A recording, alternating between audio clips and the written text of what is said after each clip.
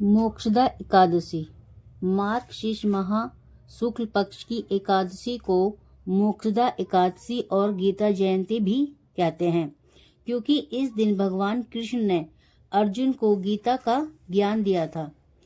राधे राधे सभी को। मोक्षदा एकादशी की कथा। श्री युधिष्ठिर ने कहा कि भगवान, आप तीनों लोकों के स्वामी, सबको सुख देने वाले और जगत के पति हैं। मैं आपको नमस्कार करती हूँ। मेरे संशय को दूर करके मुझे बताइए कि मार्गशीर्ष शुक्ल एकादशी का क्या नाम है। उस दिन कौन से देवता की पूजा की जाती है। यह सुनकर भगवान कृष्ण जी कहने लगे, हे धर्मराज, आपने बहुत ही उत्तम प्रश्न किया है। इनके सुनने से आपका यश संसार में फैलेगा, सो तुम सुनो। मार्गशीर्ष शुक्ल एकादशी का नाम मोक्षदा है। उस दिन दामोदर भगवान की धूप दीप नैवेद्य आदि से भक्तिपूर्वक पूजा करनी चाहिए। मैं एक पौराणिक कथा तुमसे कहता हूँ। इस एकादशी के व्रत के प्रभाव से नरक में गए हुए माता पिता पुत्र आदि को स्वर्ग की प्राप्ति होती है। यह कथा आप ध्यान पूर्वक एक होकर सुनिए। गोकुल नाम के नगर में वेखानस नाम का एक राजा राज्य करता था। उसके राज्य में चारों वेदों के ज्ञाता ब्राह्मण रहते थे। वह राजा अपनी प्रजा का पुत्रवत पालन करता था। एक समय रात्रि को सोते समय राजा के स्वप्न में देखा कि उसका पिता नरक में पड़ा हुआ है। इससे उसे बड़ा दुख हुआ और प्रातः होते ही विद्वान ब्राह्मणों के पास जा अपनी स्वप्न कथा कहने लगा कि मैंने अपने पिता को नरक में पड़ा देखा है और उन्होंने मुझसे कहा, हे पुत्र, मैं नरक में पड़ा हूँ। यहाँ से तुम किसी प्रकार मेरी मुक्ति का उपाय करो। जब से उनके यह वचन मैंने सुने हैं, मेरे चित्त में बड़ी अशांति हो रही है। मुझे इस राज्य, धन, पुत्र, स्त्री, हाथी घोड़े आदि में कुछ भी सुख प्रतीत नहीं होता। अब मैं क्या करूं, कहाँ जाऊं? इस दुख के कारण मेरा सारा शरीर जल रहा है।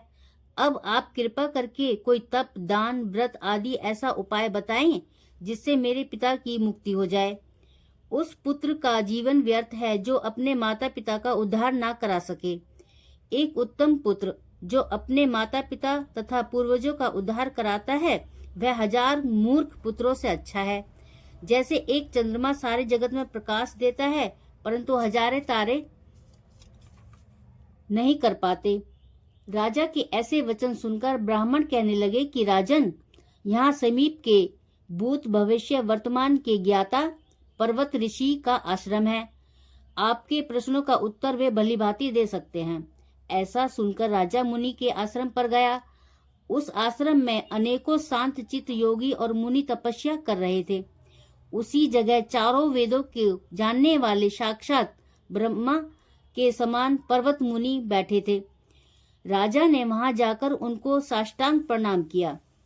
पर्वत मुनि ने राजा से कुशल पूछी। राजा ने कहा कि महाराज, आपकी कृपा से मेरे राज्य में सब कुशल है, परंतु अकस्मात एक विघ्न आ गया है जिससे मेरे चित्त में अत्यंत अशांति हो रही है।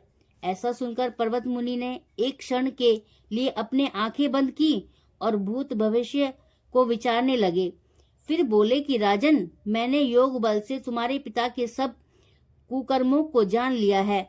उन्होंने पूर्व जन्म में कामातुर होकर एक पत्नी को रति दी, परंतु सौत के कहने पर दूसरी पत्नी को ऋतुदान मांगने पर भी नहीं दिया। उसी पाप कर्म के फल से तुम्हारे पिता को नरक में जाना पड़ा। तब राजा बोला कि महात्मन, मेरे पिता के उद्धार के निमित्त कोई उपाय बताइए।